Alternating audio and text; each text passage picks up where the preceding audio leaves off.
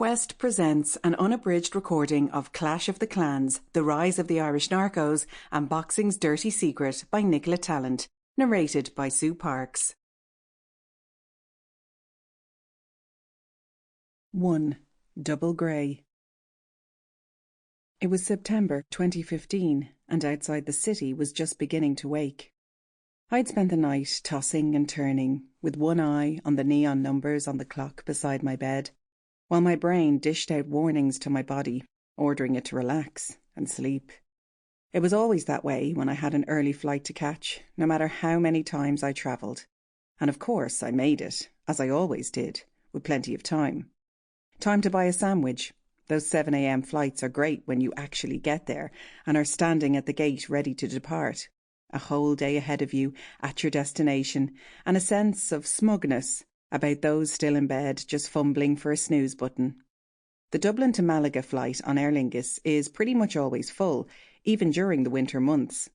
My fellow passengers were mainly older couples, no doubt heading out to their villas or apartments on the Costa, where they would bask under the Spanish sun in resorts quieter now that the summer tourists had packed up and left.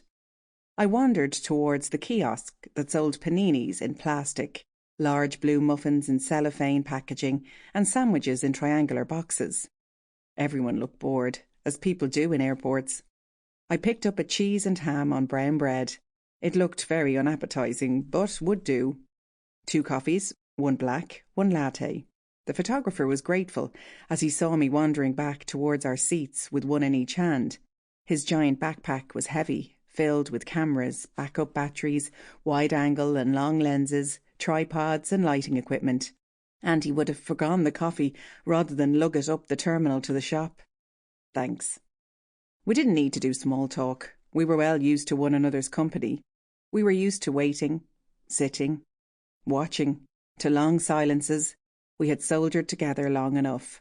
I must have shifted in my seat, probably to pick through my handbag for the umpteenth time. At the departure gate, something caught my eye. Familiar. Out of place here in this sea of ordinary. Double grey, and then leather, chocolate brown. I turned my head.